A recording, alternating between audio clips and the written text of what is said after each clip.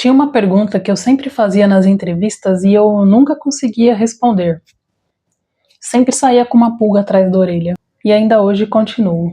E a pergunta era: quem sou eu? Eu respondia falando das minhas qualidades, defeitos, as coisas que eu fazia, mas eu sentia que faltava algo além daquilo. Assim como eu sentia que aquilo que eu respondia não era tão real assim. Porque, por exemplo, eu respondia que eu era tímida, respondia que eu era perfeccionista. Então, se essa era a definição sobre mim, então quando eu não fosse isso, eu seria quem? Se amanhã eu não fosse mais tímida, eu seria quem? Se eu não fosse perfeccionista, eu seria quem? Então, é uma pergunta que ela exige uma resposta mais profunda, porém eu respondia de forma rasa. E quando eu chegava em casa, eu lembro que eu ficava com essa pergunta na cabeça e eu me questionava quem eu era. E naquela época eu era uma pessoa tímida, era introspectiva, desorganizada, me vitimizava, acreditava que eu não tinha capacidade de fazer as coisas ou de conquistar algo, demorava demais para começar qualquer projeto, qualquer coisa. E ainda hoje tenho algum desses defeitos. Para eu fazer alguma coisa, eu sempre tinha que esperar alguém me dizer o que precisava fazer.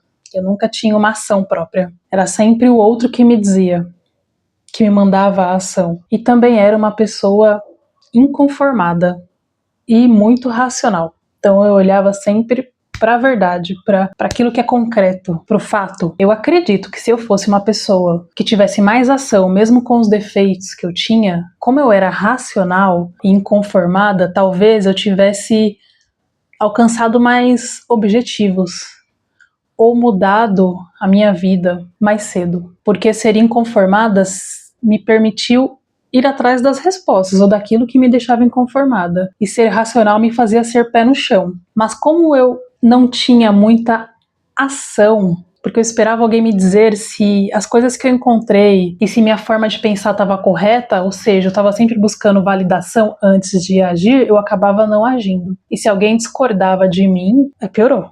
Aí é que não ia ter ação mesmo. Depois que eu comecei a trabalhar, eu busquei ter mais ação, mas essa mania de depender da validação do outro me barrava ainda. Mas uma das coisas que me ajudou a ir mudando ao longo do tempo foi buscar ajuda profissional. Quando eu tinha 10 anos, a minha mãe levou eu e meu irmão para o psicólogo, que na época eu via como médico, e eu me lembro que ela falou coisas que me ajudavam, porque como eu não conversava com ninguém, eu era uma criança, não falava o que se passava na minha casa, quando eu conversava com essa psicóloga, eu me sentia à vontade de falar dos meus problemas, porque eu me lembro que eu ficava só jogando, e uma vez por mês ela passava o diagnóstico.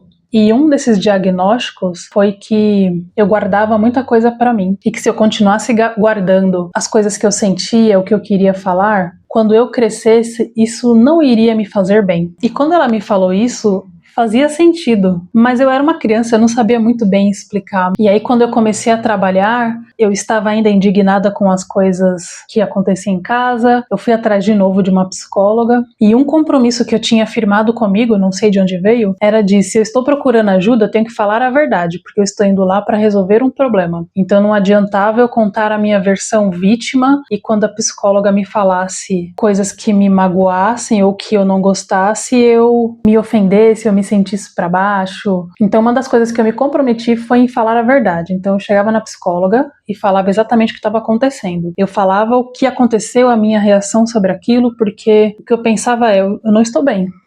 Então eu quero uma solução para o meu problema. Na época, eu nem entendia sobre abordagem, linha de abordagem. Então eu só procurava num convênio psicólogo e marcava consulta. E a avaliação que eu fazia era se aquele psicólogo conseguia me ajudar ou não. E até hoje, dos psicólogos que eu passei, um apenas não me ajudou. E eu tive que trocar. Acho que ao longo da minha vida eu passei em 5 psicólogos. O que eu fiquei mais tempo foi 2 anos. Mas porque quando eles me passavam os exercícios ou as coisas que eu tinha que fazer, eu realmente fazia, porque eu queria resolver aquele problema. E aí quando eu resolvia, na minha cabeça eu não via mais nada o que resolver. E aí eles me davam alta.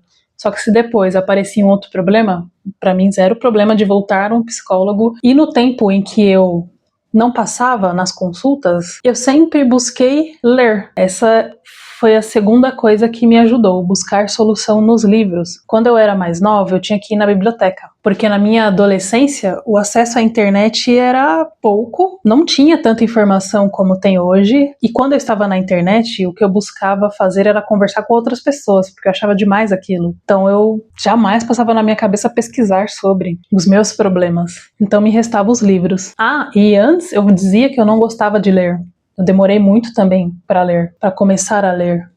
E quando eu comecei a ler, eu vi que não é que eu não gostava de ler, eu estava lendo livros que não me agradavam. Eu sempre gostei desses livros que me fazem pensar e que me trazem uma perspectiva de vida diferente. Eu não gostava desses livros de romance, ficção, nunca me atraiu. Eu gostava desses que me traziam para a realidade, livros de filosofia.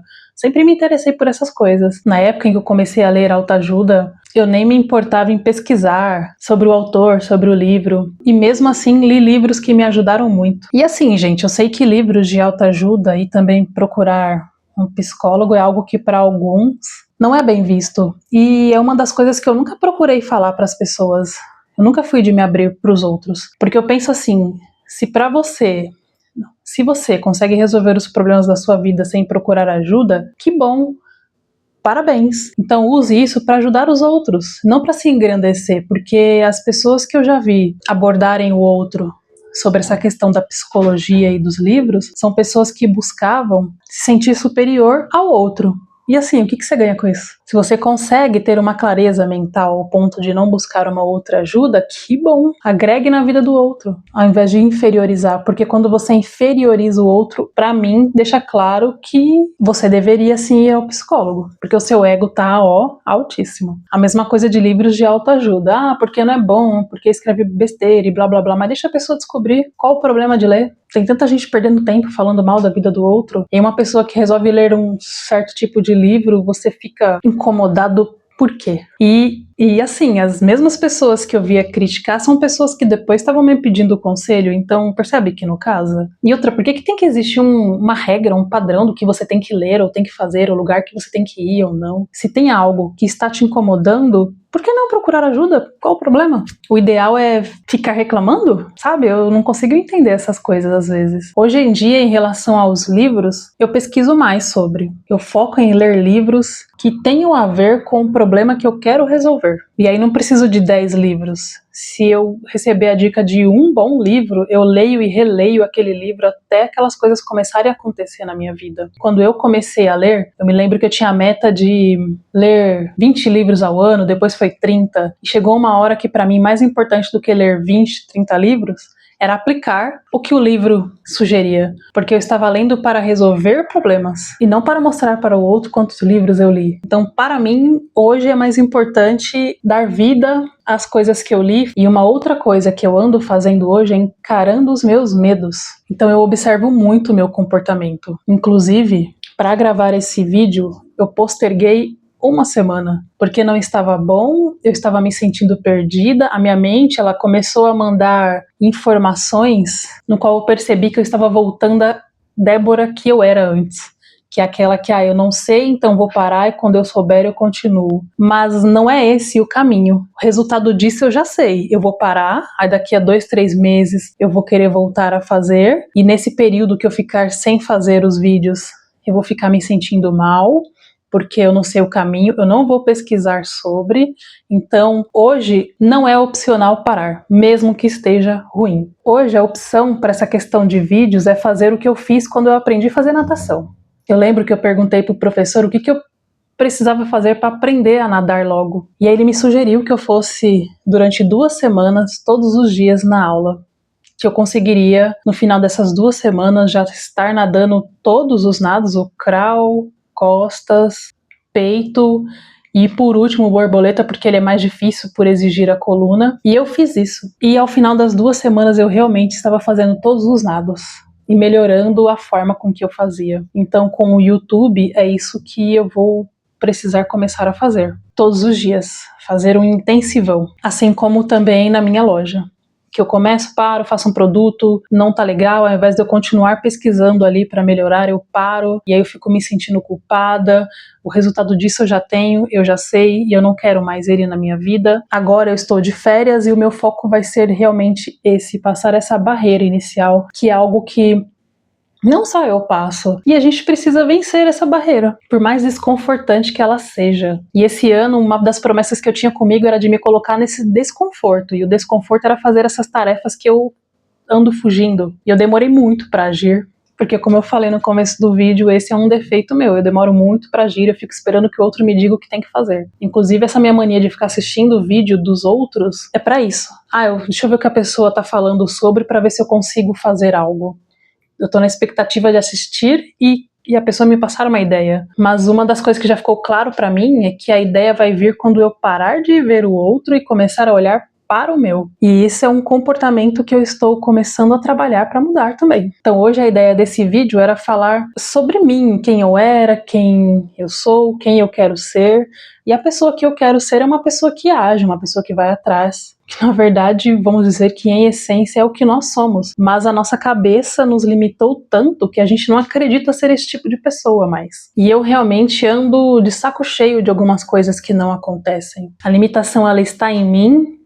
Ela depende de mim para parar de existir. Eu sei que nesse caminho, quando as pessoas percebem que a gente está nessa ação, elas tentam atrapalhar, por isso que eu não falei para ninguém sobre o que eu estou fazendo aqui. Em 2 semanas que eu estou tentando dar vida a esse canal, vocês não têm ideia de quantas coisas andam acontecendo para que eu pare. O que eu sinto é como se a vida estivesse me questionando, é isso mesmo que você quer? E aí tá vindo as provas. E sim, cada vez que eu faço, cada vez que eu encaro, eu digo que sim, é isso mesmo que eu quero. Eu não sei em que fase da vida você tá, eu não sei o que você busca assistindo os meus vídeos, mas a minha intenção aqui é de mostrar essas vulnerabilidades. E se você tem algum desses problemas, a minha ideia inicial aqui é mostrar o que está acontecendo para que quando você começar a tomar as suas ações, você não se sinta estranho, porque eu vejo vídeos que as pessoas, elas falam parte do que passa ali no processo. E aí quando a gente vai fazer e passa por coisas diferentes, parece que dá uma sensação